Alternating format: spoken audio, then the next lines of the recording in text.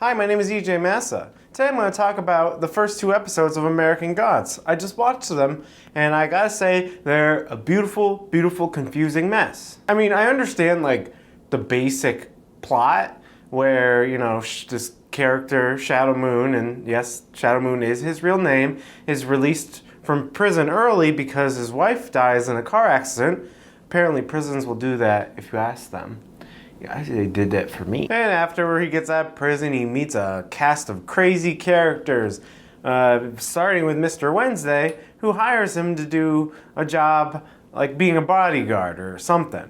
And then he meets all these crazy people like leprechauns and Russian people who all might be deities of some sort. I have a few problems with this series. I think it's slightly impenetrable in its current form, at least in these first two episodes. There's this tenet in comedy and improv where you can't just have every character be insane or crazy. You have to at least have one character who's grounded, who can point out the craziness.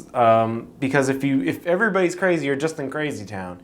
And I feel like this show kind of has that where even Shadow Moon, I don't think is reacting to things the way he should. There's only one moment at the end of the second episode where he's like, oh, well, all this crazy stuff is happening, might as well just go with it. And I think they should have done that earlier and maybe a little bit more often. Shadow Moon should be that effective audience surrogate, and he's not really fulfilling that role right now. And not to say that Ricky Whittle, who plays Shadow Moon, is improperly cast. I actually think he's doing a pretty good job, there's some glimmers of really good stuff of shining through, especially when he's acting against Mr. Wednesday. So I think there's just something's off in maybe the direction that he's being given. I think he's very handsome, and I think he can do the job of playing this character of Shadow Moon. I mean, the potential is there in this character, and maybe it's just the first two episodes that seems a little off.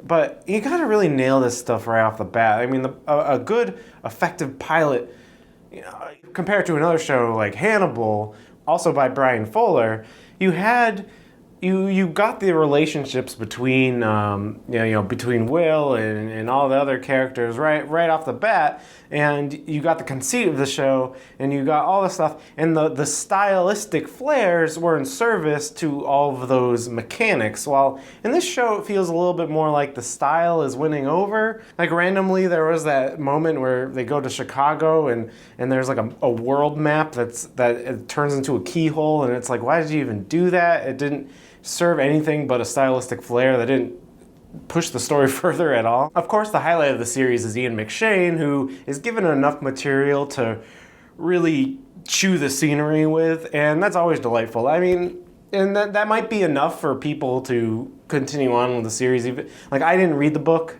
obviously. I think that's been obvious so far. If I've read the book, maybe I would know what's going on. But I'm coming at this as just a TV watcher, and to be an effective television show, you need to be able to pick up these things. So as I was saying, Mr. Wednesday, he's the highlight of the episode. Every scene he's in is really, really good, and I love the scene where Shadow Moon meets him at in the airport, or in the airplane. That's a highly effective scene. And that's the thing, there's a lot of cool scenes, but it doesn't feel like it's all meshing with me yet. Like the scene at the end of episode 2 where Shadow Moon's playing checkers with the Russian guy. It's a great, intense scene, but that's all I got. Television shows aren't just a couple scenes. You gotta be able to string everything along in a compelling way. And to compare it to another show like Preacher, it had, again, a lot of crazy town elements, where you have vampires, you got a god force, you got all this stuff, but they had a really effective pilot, maybe even too effective, because I think Ruth Nega's character is introduced really, really well, and then she doesn't really have much to do for the rest of the season, but you still got a feel for what her character was from that one episode, and I just don't feel that. Maybe the only one that you get that with is Mr. Wednesday. In another TV show, also goes to Crazy Town a lot, is Legion. But again, You had it made me care about David Waller's predicament. It introduced the style in a way that was in service to the story, in service to his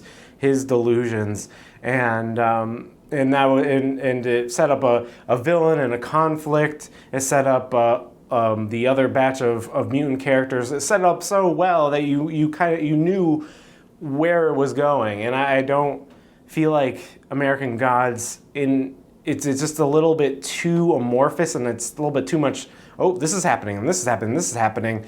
Okay, what does it all mean? There's Bilquist who eats people through a vagina. Why is that? Why are you doing that? And it doesn't. Again, maybe this show would be easier to follow if I was reading the book, but that means it's not an effective TV show.